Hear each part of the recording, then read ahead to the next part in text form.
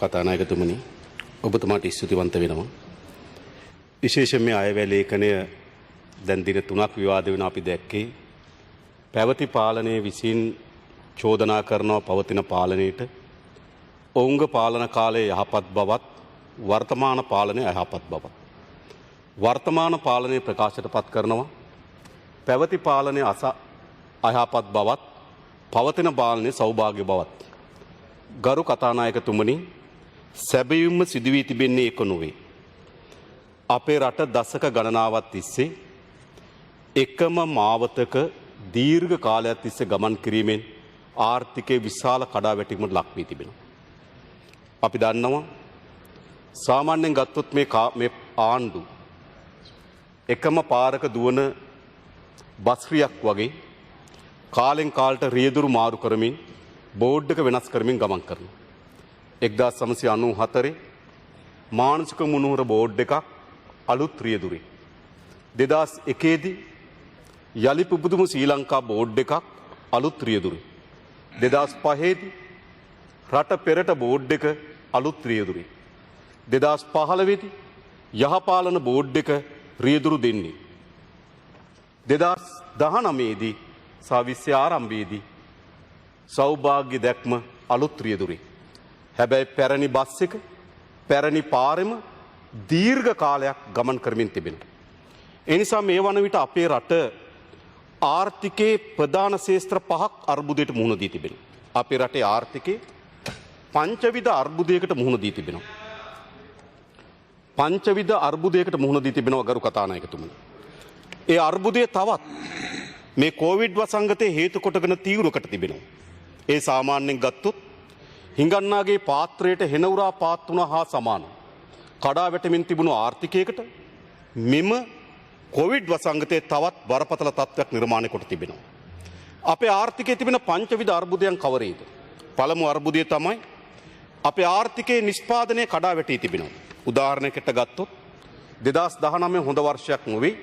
2019 හා සංසන්දනයේදී කුසිකර්ම හා දීවර ශේෂ්ත්‍ර 5.6කින් මේ මුල් මාස 8 ඇතුළත කඩා වැටී තිබෙනවා. අගෝස්තු මාසයේ 31 දක්වා. තේ නිෂ්පාදනයේ මේ මුල් මාස 8 ඇතුළත 27.5කින් බිඳ වැටී තිබෙනවා. රබර් නිෂ්පාදනයේ මේ මුල් මාස 8 ඇතුළත 8.7කින් බිඳ වැටී තිබෙනවා. කරදිය දීවර නිෂ්පාදකය මේ මුල් මාස 8 ඇතුළේ 8.1කින් කඩා වැටී තිබෙනවා. මිරිදිය නිෂ්පාදනයේ මිරිදිය මත්ස්‍ය නිෂ්පාදනයේ 14.4කින් කඩා වැටී තිබෙනවා. කාර්මික නිෂ්පාදනයේ 7.8කින් කඩා වැටී තිබෙනවා. ඒ කියන්නේ නිෂ්පාදන අර්බුදයක් අපේ රටේ තිබෙනවා. තවත් පැහැදිලි කරොත් ගරු කතානායකතුමනි. අපේ රටේ අවශ්‍ය වෙන සීනි වලින් 91.4ක් අපි පිටරටින් ආනයනය කරනවා. අපිට අවශ්‍ය වෙන අර්ථාපල් වලින් 58.3ක් අපි පිටරටින් ආනයනය කරනවා. අපේ වියලි මිරිස් වලින් 77.6ක් පිටරටින් ආනයනය කරනවා. ලොකු ලුණු අවශ්‍යතාවෙන් 2019 වසරේ 92ක් පිටරටින් ආනයනය කොට තිබෙනවා. බඩිරුඟු අවශ්‍යතාවෙන් 29ක් පිටරටින් ආනයනය කොට තිබෙනවා. මුංගට අවශ්‍යතාවෙන් 64ක් පිටරටින් ආනයනය කොට තිබෙනවා. කුරක්කන් අවශ්‍යතාවෙන් 42ක් පිටරටින් ආනයනය කොට තිබෙනවා. සෝයා බෝංචි අවශ්‍යතාවෙන් 78ක් පිටරටින් ආනයනය කොට තිබෙනවා. මොකද රට සිදු වී තිබෙන්නේ? දශක ගණනාවක් තිස්සේ එකම මාවතක ගමන් කරපු මේ ආර්ථිකය අපේ රටේ නිෂ්පාදනයේ මුළුමනින්ම බිඳවට්ටවා තිබෙනවා. මේ අලුත් ආර්ථිකයක් නොවේ. මේ අලුත් ආර්ථික දැක්මක් නොවේ. මහින්ද රාජපක්ෂ ගරු අගමැතිතුමා මුදල් අමාත්‍යවරයා හැටියට 11 වෙනි අයවැය ලේකදී නියෝජ්‍ය අමාත්‍ය කබ්‍රාල් මැතිතුමා අවුරුදු 10ක් මහ බැංකුවේ අධිපතිවරයා. ඒ වගේම ජනාධිපති ලේකම්වරයා මුදල් අමාත්‍යාංශයේ ලේකම්වරයා හැටියට දීර්ඝ කාලයක් කටයුතු කර තිබෙනවා. ඒ ත්‍රිත්වය තමයි මේ අයවැය ලේඛනයේ අදත්. ඒ නිසා පසුගිය අසාර්ථක ගමන් මගම තවත් දිගු කාලන අසාර්ථක ගමනකට ගෙන යන බව තමයි පෙන්눔 කර තිබෙන්නේ. පළමු කොටම නිෂ්පාදනයේ කඩා වැටි. දෙක ගරු කතානායකතුමනි අපේ රාජ්‍ය ආදායම හීනවීමේ ගැටලුව මේ විසඳුම සොයාගත යුතු නැද්ද? 2019ට සාපේක්ෂව 2019 මුල් මාස 8ට සාපේක්ෂව අපේ රටේ ආණ්ඩුවේ ආදායම 24කින් කඩා වැටී තිබෙනවා. 2019 මුල් මාස 8 රාජ්‍ය ආදායම බිලියන 1205ක් වෙනකොට 2020 906.4යි 24කින් කඩා වැටී තිබෙනවා. ඒ වගේම අපේ රටේ වියදම ගරු කතානායකතුමනි අපි විශාල ආදායම් වියදම් පිළිබඳ ගැටලුවකට මුහුණ දී තිබෙනවා. උදාහරණයකට ගත්තොත් තමුන්නාන්සේලා අපේක්ෂා කරනවා 2021 වසරේදී 2021 වසරේදී ආණ්ඩුවේ වියදම බිලියන 4991යි. ආදායම බිලියන 1994යි. ඒ කියන්නේ රාජ්‍ය වියදමෙන් 39යි ආණ්ඩුවේ ආදායම බවට පත් වී තිබෙනවා. 2020 දී රාජ්‍ය වියදම බිලියන 4718යි. ආදායම බිලියන 1555යි. බිලියන 1555ක ආදායමක් ලබා ගැනීම බිලියන 4718ක වියදමක් කරනවා. ඒ කියන්නේ රජයේ වියදම සංසන්දනය කළ බලනකොට රජයේ ආදායම 32යි. මේ බිලියන 1555 ලැබෙන්නේත් නැහැ. ගරු කතානායකතුමනි, අගෝස්තු මාසේ 31 දක්වා ආදායම ලැබී තිබෙන්නේ බිලියන 906යි. ඕනනම් මේ අගෝස්තු මාසේ නම් මේ මාස හතරට තව බිලියන 450ක් ලැබි. ඔක්කොම ගත්තොත් බිලියන 1350ක් වේවි. 1350යි. රජයේ මුළු ආදායම 2020 බිලියන 1350ක් වෙනකොට රජයේ වියදම බිලියන 4418යි. ඒ කියන්නේ රජයේ වියදමෙන් ආදායම 28යි. ඒ කියන්නේ 728ක් උපයනකොට 700ක් වියදම් කරන්න සිදු වී තිබෙනවා. ඉතින් මේ ආර්ථිකයේ සාපත්. ඒ නිසා මේ රාජ්‍ය ආදායම කඩාවැටීම විශාල ලෙස අර්බුදයක් නිර්මාණය කොට තිබෙනවා. ඒ අර්බුදය තවත් තීව්‍ර කරනවා ගරු කතානායකතුමනි මේ රාජ්‍ය ආයතනවල සිදුවන පාඩුව. උදාහරණයක් හැටියට ගත්තොත් රාජ්‍ය ආයතන 52ක් තිබෙනවා. මේ රාජ්‍ය ආයතන 52කින් රාජ්‍ය ආයතන 31ක්ම පාඩු ලබනවා. මේ පළමු මාස 8යි ගරු කතානායකතුමනි මේ පළමු මාස 8යි ඒ කියන්නේ අගෝස්තු මාසේ 31 වෙනිදා දක්වා මාස 8 රාජ්‍ය ආයතනවල පාඩුව ගරු කතානායකතුමනි බිලියන 80යි. මිලියන 79871යි. මුල් මාස 8 රාජ්‍ය ආයතන බිලියන 80ක් පාඩු ලබනවා. ඉතුරු මාස 4ට බිලියන 40ක් පාඩු ලැබුවොත් බිලියන 120යි. ඒ කියන්නේ මේ රාජ්‍ය ආයතන ටික මේ අවුරුද්දේ ලබන පාඩුව බිලියන 120යි කොච්චර ප්‍රමාණයක්ද ගරු කතානායකතුමනි? මා ඔබතුමාට පෙන්눔 කරන්නම් එම පාඩුවල ස්වභාවය. විශේෂයෙන් ගත්තොත් ලංකා විදුලි බල මණ්ඩලය මිලියන 31000 පාඩු ලබලා තිබෙනවා මේ මුල් මාස 8ට. ඉතිරි මාස 4ත් පාඩුව එකතු වුණොත් ගරු කතානායකතුමනි වළක්වන්න බැරි විදිහටම මිලියන 45000ට වඩා වැඩි වෙනවා විදුලි බල මණ්ඩලයේ පාඩුව. හැබැයි ගිය අවුරුද්දට වඩා පාඩුව ටිකක් අඩු වෙලා තිබෙනවා. ඒ විදුලි උත්පාදනයේ අඩුවීම හා ඩීසල් මිල පහළ වෑම. හැබැයි මිලියන 45000ක පාඩුවක් විදුලි බල මණ්ඩලය ලබන මේ අවුරුද්දේදී. කනිත් තෙල් නීතිගත සංස්ථාව ඔබතුමා මට කාලේ ගරු මන්ත්‍රීතුමනි සමාවෙන්න බාධා කරනවට ඔබතුමා දැන් මේ නිෂ්පාදනය කඩාවැටලා කියලා කිව්වා, ආදායම කඩාවැටලා කියලා කිව්වා, තව ඉවර නැහැ කියලා. ආයතන කඩාවැටලා කිව්වා. ඉතින් ඔබතුමා හිතන්නේ නැද්ද මේ කොරෝනා වසංගතය නිසා වෙච්ච ලෝක අර්බුද නිසා වෙච්ච දෙයක් කියලා? මේගේ රජයක් තිබ්බනම් ඔබතුමා ගරු කතානායකතුමනි මගේ රජ මා පළමු කොටම ගරු කතානායකතුමනි අද උත්සාහ කරන්නේ මේ පංචවිධ අර්බුදයත් මේ අර්බුදයට ආණ්ඩුව ලබා තියෙන විසඳුම් වල තිබෙන අසාර්ථකත්වයක් පෙන්눔 කරන්න මුදල් අමාත්‍යාංශ විවාදයේ අවසන් දිනේදී පැවැත්වෙනවා. ඒ අවසන් දිනේදී මෙම අර්බුදයෙන් ගොඩේම සඳහා වැඩපිළිවෙල කුමක්ද කියලා මා කියන්න. මේ ගරු කතානායකතුමනි මාස 3ක 4ක කොවිඩ් වසංගතයකින් ආර්ථිකයක් කඩා වැටෙනවා නම් එයින් පෙන්눔 කරන්නේ අපිට ආර්ථිකයක් නොතිබුණු බව. අවුරුදු 4ක එහෙම ආර්ථික කඩා වැටෙන්නේ නැහැ. මතක තබා ගන්න. මේ දිගු කාලන මූණ දී තිබෙන අර්බුදය මා කලිනුත් කිව්වා හිඟන්නාගේ පාත්‍රයට හෙනවුරා පාත් වුණා වගේ මේ කොවිඩ් වසංගතය මෙම අර්බුදය තීව්‍ර කොට තිබෙනවා. හැබැයි පාත්‍රය හිස්. හිඟන්නාගේ පාත්‍රය රට. මේක ඇත්ත. එයා ලංකාවේ පාඩුව ගරු කතානායකතුමනි. එයා ලංකාවේ මේ වසරේ පාඩුව දැනට මිලියන 36000යි. ඉතිරි මාස 4 මිලියන 18000ක විතර පාඩුවක් ලබනවා. ආසන්න වශයෙන් ගත්තොත් මිලියන 55000ක පාඩුවක් ලබනවා එයා ලංකා සමාගම. මේ ඔක්කොම එකතු කරපුවම පාඩුව කොච්චරද? රාජ්‍ය ආයතන 31ක පාඩුව මේ මුල් මාස 8ට මිලියන 80000ක් වෙනවා. තව 40000ක් වුණා මිලියන 120000යි. දැන් තමුන්නාන්සලගේ අයවැය යෝජනාවල අයවැය යෝජනා දැන් ගොඩාක් සාරගර්භ ඉදිරිපත් කරන්න යෝජනා තියෙනවා 36ක්. මේ යෝජනා 36ට වෙන් කරලා තියෙන බිලියන 140යි. රාජ්‍ය ආයතන 31 පාඩුව බිලියන 120යි. කොතනද වෙලා තියෙන්නේ? තමුන්නාන්සලා කියන පාරවල් හදන්න බිලියන 20යි. පාරවල් කිලෝමීටර් ලක්ෂයක් කාපට් කරන්න බිලියන 20යි. හැබැයි යා ලංකාවේ පාඩුව බිලියන 55යි. ලක්ෂ 3ක් හදන්න පුළුවන් තමුන්නාන්සලා කියන විදිහට පාරවල්. යා ලංකාවේ පාඩුව. ගරු කතානායකතුමනි විශ්වවිද්‍යාල 4ක් හැදීම සඳහා බිලියන 2යි. හැබැයි රාජ්‍ය ආයතන පාඩුව බිලියන 120යි. ඒ කියන්නේ බිලියන 2කට විශ්වවිද්‍යාල 4ක් හදන්න පුළුවන් නම් බිලියන 120ට විශ්වවිද්‍යාල නේද 240යි 480ක් හදන්න පුළුවන්. මොකද්ද සිදු වී තිබෙන්නේ? ඒ නිසා මේ රාජ්‍යයේ මේ ආයතනවල බිඳ වැටීම මේ ආදායමට තවත් විශාල අර්බුදයක් නිර්මාණය කරනවා. ඒ නිසා දෙවැනි අර්බුදය තමයි මේ රාජ්‍ය ආදායම හීන වීමේ අර්බුදය. ඒට තමුන්නාන්සේලා සතුව විසඳුම් තිබෙනවාද කියන එක මා හිතන්නේ ඉදිරිපත් කළ යුතු තිබෙනවා. ඊළඟ තුන්වෙනි අර්බුදය. තුන්වෙනි අර්බුදය තමයි අපේ රට මුහුණ දීලා තිබෙන ගරු කතානායකතුමනි. තුන්වෙනි අර්බුදය තමයි අපි මුහුණ දීලා තියෙන ගෙවුම් ශේෂය ඇති වී තිබෙන හිගය. මේ විසඳුම් ලබාගත හැකි කෙසේද? 2019 වසරේ ආනයන සඳහා වැය වී තිබුණා ඩොලර් මිලියන 19337ක්.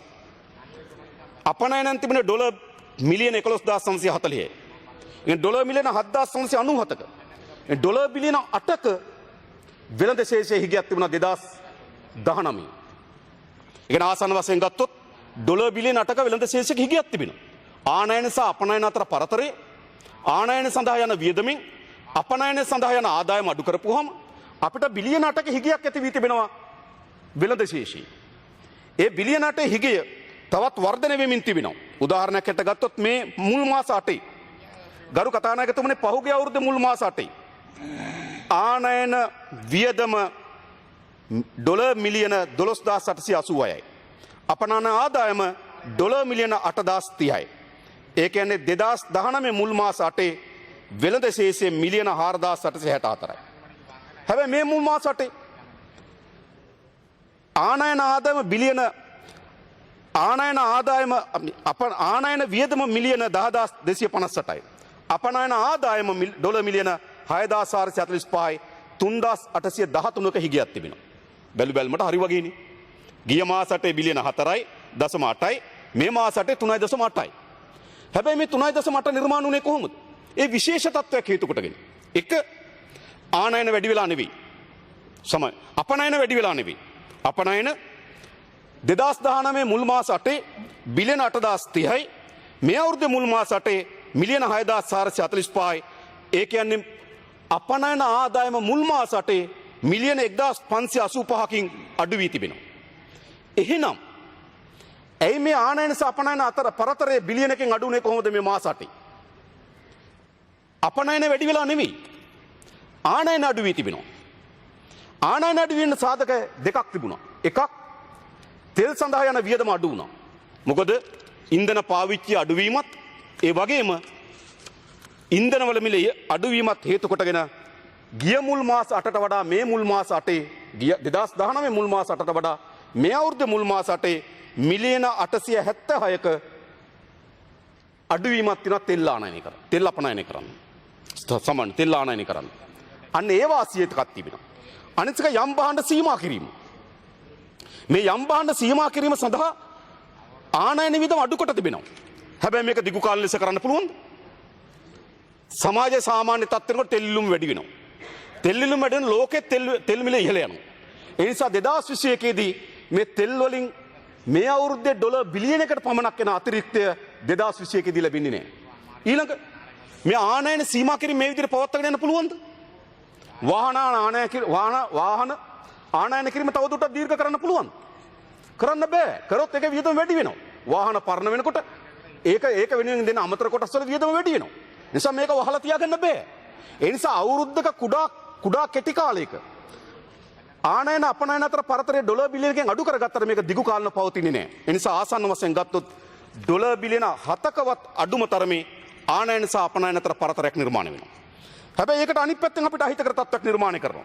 විශේෂයෙන්ම සංචාරක ව්‍යාපාරය. සංචාරක ව්‍යාපාරය ගිය අවුරුද්දේ ඩොලර් බිලියන 3.6ක් අපිට ලැබුණා. හැබැයි මේ අවුරුද්දේ ලැබිලා තියෙන ඩොලර් මිලියන 956යි. උපරිම ඩොලර් බිලියනයක් ලැබී. ඒ සංචාරක ව්‍යාපාරයේ ඩොලර් බිලියන 3.6 මේ අවුරුද්දේ ඩොලර් බිලියනයක් දක්වා අඩු වෙනවා. ඩොලර් බිලියන 2.6ක හිගයක් එතන නිර්මාණය කරනවා. ඊළඟ ගත්තොත් විදේශ රැකියාවලින් මම හිතනවා මේ අවුරුද්දේ යම් ප්‍රමාණයකට විදේශ රැකියා ගිය අවුරුද්දේ ලැබිච්ච ආදායමම ලැබෙන්න පුළුවන්. උදාහරණයකට ගත්තොත් ගිය අවුරුද්දේ මුල් මාස 8 විදේශ ශ්‍රමිකයන්ගේ ලැබුණු ආදායම ඩොලර් මිලියන 4414යි.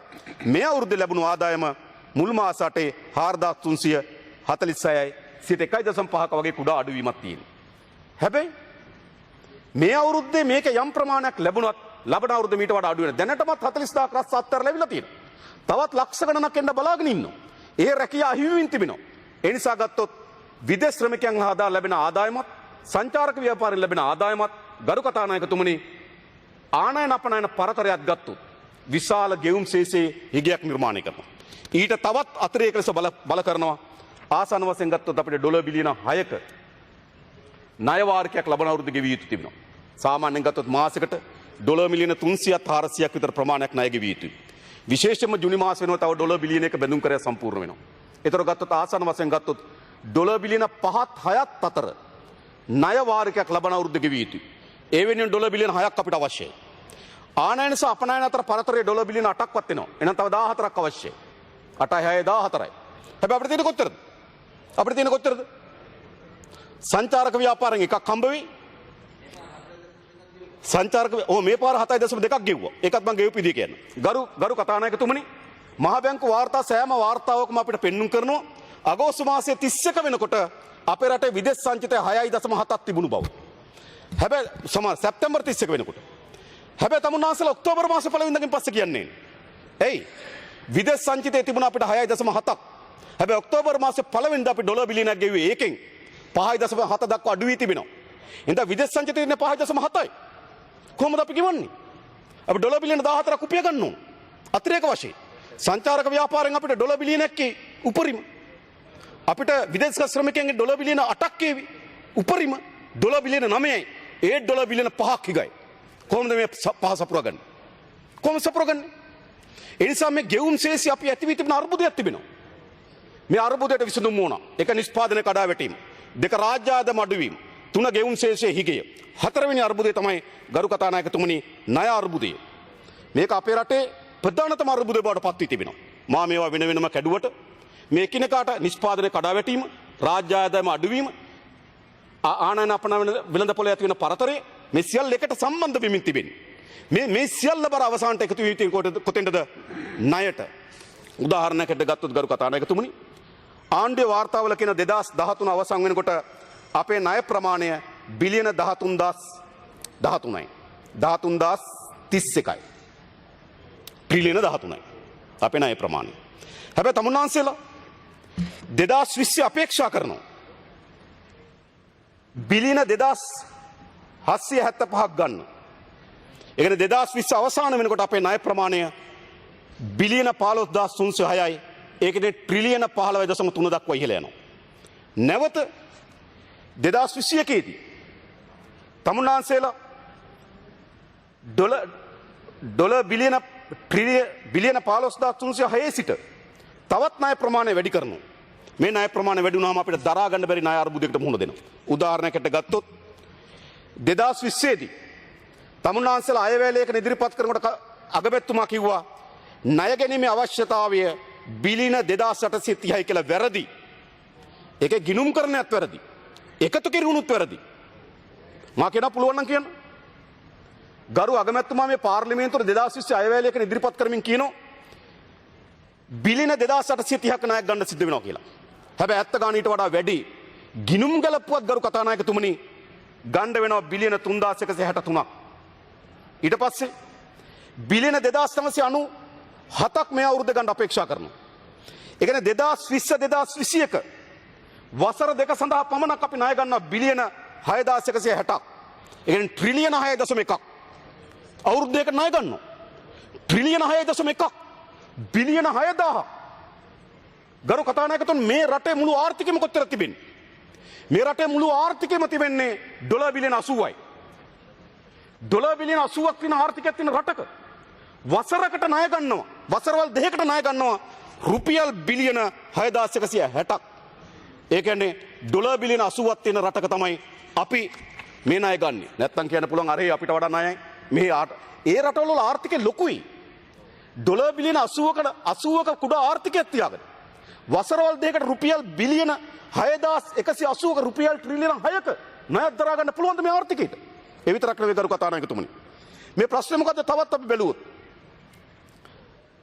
2020 වසරේ අපේ ණය සහ පොලි වාරික එකතුව බිලියන 1854යි. පොලි වාරිකයේ බිලියන 866යි.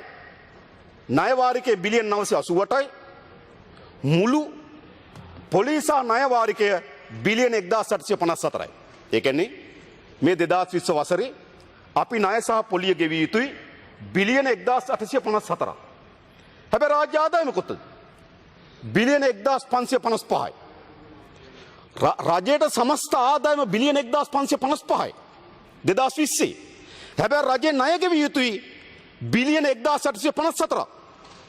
ණය සහ පොලි වාරිකය ගෙවන්නත් බිලියන 299ක් ණයට ගන්න වී තිබෙනවා. මොකද මේ රට? හොඳ ආර්ථිකය. ණය සහ පොලි වාරිකය ගෙවන්නත් රාජ්‍යයට ලැබෙන ආදායම මදි නම් ණය සහ පොලි වාරිකය ගෙවීම වෙනුවෙනුත් බිලියන 299ක් ණය ගන්න සිදු වී තිබෙනවා නම් කුමක්ද ගරු කතානායකතුමනි ආර්ථිකය? ඒ වගේම 2021 පොලිය ගෙවන්න තියෙනවා බිලියන 860ක්, ණය වාරිකය ගෙවන්න තියෙනවා බිලියන 1257ක්. ඔක්කොම එකතු කරපුවාම 2021 ණය සහ පොලි වාරිකවල එකතුව බිලියන 2117යි. අපි 2021 ලබන වර්ෂේ ණය සහ පොලි වාරිකය ගෙවිය යුතුයි බිලියන 2117ක්. ආණ්ඩුවේ ආදායම බිලියන 1994යි. රජයේ සමස්ත ආදායම ඊට බහණ්ඩාගාරයට බදු ගහලා දඩ ගහලා විවිධ ලයිසන් ගාස්තු අය කරලා මේ ඔක්කොම කරලා රජයේ බහණ්ඩාගාරයට එන්නේ බිලියන 1994යි 2021. හැබැයි ණය සහ පොලිය ගෙවිය යුතුයි බිලියන 2117ක්. ඒ කියන්නේ රාජ්‍ය ආදායම ප්‍රමාණවත් නැහැ ණය සහ පොලි වාරිකය ගෙවන්න. 2021 ණය සහ පොලි වාරිකය ගෙවීම සඳහා පමණක් ණයට ගන්න ඕන බිලියන 223ක්. අනිත් සියල්ල අධ්‍යාපනයට, කර්මාන්තයට, දීවර කර්මාන්තයට, සේවාවන්ට, සෞඛ්‍ය සේවාවන් මේ සියල්ලටම වියදම් කරන්න වෙලා තිබෙන්නේ ණය වලින්. මේ ආර්ථික අර්බුදයක් නෙවෙයිද? අපි තමුන්නාන්සලගෙන් අහනවා. ඒ වගේම ඒකේ තවත් භයානක තත්ත්වයක් තිබෙනවා. ගරු කතානායකතුමනි, ආණ්ඩුවේ වාර්තාවම පෙන්눔 කර තිබෙනවා මේ 2020 වර්ෂයේදී රජයේ මුළු ණය වලින් 47%ක් විදේශීය ණය. ඒ කියන්නේ අපේ විදේශීය ණය ප්‍රමාණය ඩොලර් බිලියන 35.3ක්. 2020 වෙනකොට අපේ රටේ මුළු විදේශ ණය ප්‍රමාණය ඩොලර් ණය ප්‍රමාණය ඩොලර් බිලියන 35.3යි. ඒ 35.3නුත් 42.6ක් සුවරි බැඳුම් කරවල අරන් තිබෙන්නේ. ඒ බැඳුම් කර අරන් තියෙන ප්‍රමාණය ඩොලර් බිලියන 15ක්. එඳා විදේශ ණය ප්‍රමාණය ඩොලර් බිලියන 35.3ක් වෙනකොට අපි සුවරි බැඳුම් කර අරන් තියෙන ඩොලර් බිලියන 15ක්. මේවා ඉතා වේගෙන් ඉක්මනින් කල් පිරලා අපි ගෙවිය යුතු ණය. ඒ නිසා මේ ණය කොහොමද ගෙවන්නේ? ඒ නිසා අපේ රට විශාල ණය අර්බුදයකට මුහුණ දෙමින් තිබෙනවා. හැබැයි අර්බුදය මේ ගණන් වල පෙන්눔 කරන්නේ බහණ්ඩාගාරයේ ණය දෙපාර්තමේන්තුවේ ණය පංගුව. හැබැයි 2012 ඉඳන් මේ රටේ විද්‍යාව පටන් ගත්තා. ඒ 2012 ඉඳන් පටන් ගත්තු ගණිත විද්‍යාව තමයි, සංඛ්‍යාත්මක විද්‍යාව තමයි රාජ්‍ය ආයතන වල ණය වෙනම දැම්මා. ඒක රජයේ ණයට එකතු වෙන්නේ නැහැ. එහෙම ගත්තාම රාජ්‍ය ආයතන 21ක ණය ප්‍රමාණය රුපියල් බිලියන 1317යි ට්‍රිලියන 1.3ක්. ට්‍රිලියන 1.3ක් රාජ්‍ය ආයතන ණය. ඒ ණය වලින් ගත්තාම ගරු කතානායකතුමනි, විදුලි බල මණ්ඩලය ණයයි රුපියල් මිලියන, අපි සරලයි අපි බිලියන වලින් කිව්වොත් බිලියන 130ක්. කෝටි 13000ක් ණය විදුලි බල මණ්ඩලය බැංකුවලට. ඒ වගේම කනිත නීතිගත සංස්ථාව බිලියන 375ක් ණය. ඒ කියන්නේ කෝටි 37500ක් තෙල් සංස්ථාව ණය. මොකද වෙලා තිබෙන්නේ? රටේ මුළු ආර්ථිකයම රාජ්‍ය ණය පමණක් නෙවෙයි ට්‍රිලියන 1.3ක බිලියන 1300කට අධික මුදලක් රාජ්‍ය ආයතන 21කින් ණය බර දරනවා. ඒකේ ප්‍රධානම ප්‍රශ්නේ තියෙන එතන නෙවෙයි ගරු කතානායකතුමනි. මේ ණය වලින් වැඩි පංගුව කාටද? දැන් අපි කියන ලංකා බැංකුව, මහජන බැංකුව මේ සේවාවන් සඳහා ආයෝජන වැඩි කරන්න දිරි දෙන්න කියලා කියනවා. මා දන්නා පරිදි මා මුදල් ඇමතුමා නිවැරදි කරන්න. බහණ්ඩාගාර account එක කොච්චරද? භාණ්ඩාගාරය අද දුවන්නේ ඕඩි වලින් බැංකු අයිරාවකි. එහෙම නෙවෙයිද? ආසන්න වශයෙන් ගත්තොත් ගරු කතානායකතුමනි බිලියන 500ක බැංකු අයිරාවකින් දුවන්නේ. ඒ නිසා මේ බිලියන 500 සපයලා තියෙන මොකද රාජ්‍ය බැංකු. ඒ රාජ්‍ය බැංකු වලින් තැන්පතු වලින් තමයි භාණ්ඩාගාරය දුවන්නේ. බිලියන 500ක බැංකු අයිරාවක් තියෙනවා. එහෙම නැත්නම් කවුන්ට් එක හරියට කියන්න. ඒතර ඕඩි එකකින් දුවන ආණ්ඩුව. භාණ්ඩාගාරය දුවන්නේ ඕඩි account එකකින්. බිලියන 500ක ඕඩි එකක් තියෙනවා. ඊට අමතරව ගත්තොත් රාජ්‍ය ආයතන වලට මහජන බැංකුව ණය දීලා තියෙනවා. රාජ්‍ය ආයතන වලට මහජන බැංකුව ණය දීලා තියෙනවා බිලියන 274ක්. අර කතානායකතුමනි. බිලියන 274ක්.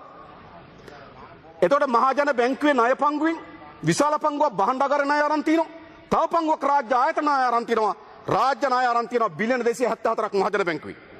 ලංකා බැංකුවේ රාජ්‍ය ආයතන ණය අරන් තිනවා බිලියන 381ක්.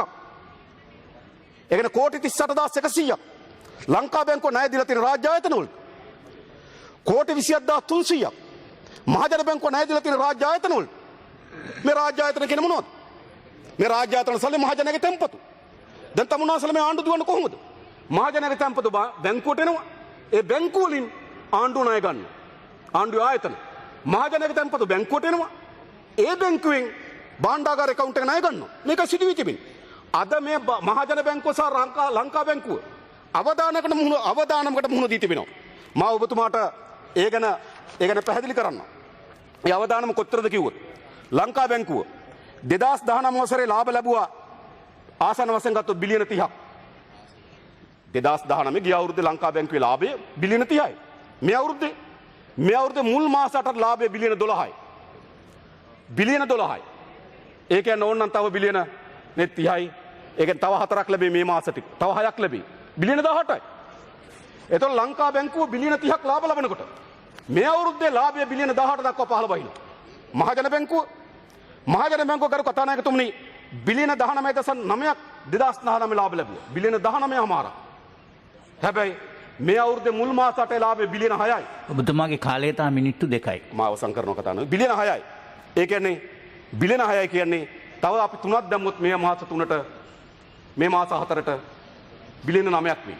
බිලියන 20ක් ලැබපු මහජන බැංකුව බිලියන 9 දක්වා බිලියන 11කින් ලාභය අඩු වෙනවා. මොකද්ද සිදුවී තිබෙන්නේ? අද මේ බැංකු පොලි අනුපාතික සෙල්ලම දාන්න මොකටවත් නෙමෙයි. මේ මහජනගේ තැන්පතු අඩු මිලට ගන්න නෙමෙයි. අද ලංකාවේ තියෙන ප්‍රධානම නායකරුවා ආණ්ඩුව. ආණ්ඩුව ආයතන. මේ බැංකු පොලි අනුපාතික සෙල්ලම් කරන සෙල්ලම දාන්නේ ආණ්ඩුවට ලාභ ලබන්න. 4%ට 5%ට අඩු කරන්නේ ආණ්ඩුවට ලාභ ලබන්නේ ඇයි? ආණ්ඩුව තමයි ප්‍රධාන නායකරුවා. ඒ නිසා ගරු කතානායකතුමනි ලංකා බැංකුව මහජන බැංකුව පාඩු ලැබෙමින් ලාභ අඩු වෙමින් තිබෙනවා. ඒ විතරක් නෙවෙයි ප්‍රාදේශීය සංවර්ධන බැංකුව පාඩු වෙලා තිබෙනවා. මුල් මාස 8ට ප්‍රාදේශීය සංවර්ධන බැංකුවේ පාඩුව මිලියන 575යි. ඒ බැංකු පාඩු ලබනවා. රක්ෂණ සමාගම් පාඩු ලබනවා. මහ බැංකු අධිපතිවරයා මා දැක්ක කිව්වා ගරු කතානායකතුමනි ඔහු විසින් කිව්වා අපේ රටේ මූල්‍ය ආයතන 40කට ආසන්න ප්‍රමාණයක් තිබ්බත් මූල්‍ය ආයතන 20ක් තමයි සාර්ථක දුවන්නේ. ඉතිරි ප්‍රමාණය අසාර්ථකයි කියලා කිව්වා. තම මූල්‍ය ආයතන කඩාවැටෙමින් තිබෙනවා.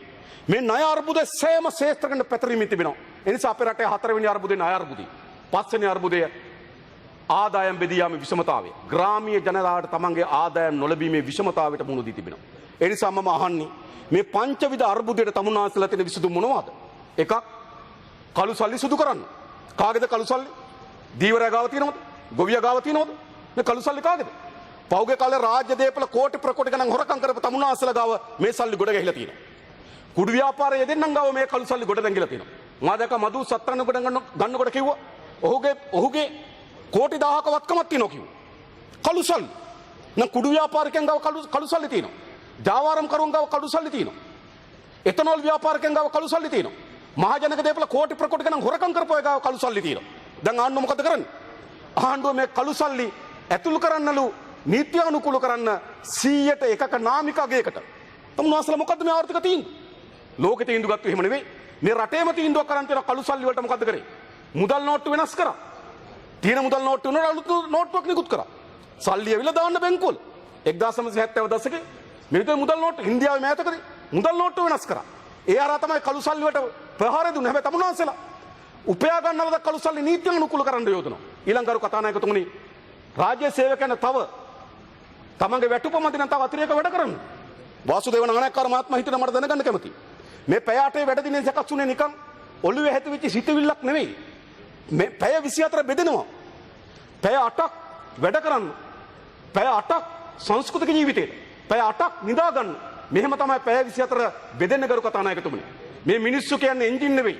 ඔයිල් මාරු කරලා, පාර්ට්ස් මාරු කරලා පැය 24ම දුන්න මිනිස්සුන් නෙවෙයි එන්ජින් කිය.